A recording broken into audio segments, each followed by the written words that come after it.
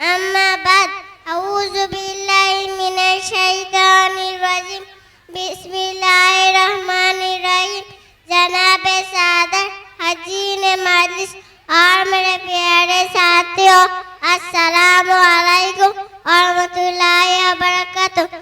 अल्लाह ताला के साथ मुसलमानों को विशेष कैसा रखना चाहिए।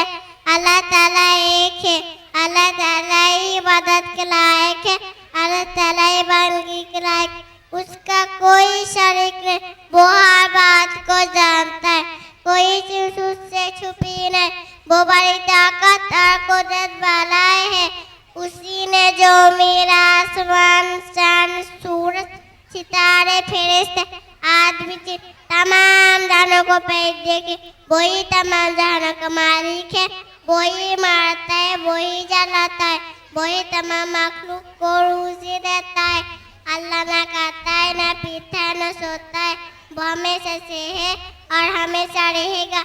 अल्लाह को किसी ने पैदा नहीं किया, न उसका बाप है, न बेटा, न बेटे, न बीवी। वो तमाम ऐबों से पाक है। अल्लाह ताला हम सबको अमल की तौफीक दे। अस्सलामु अलैकुम।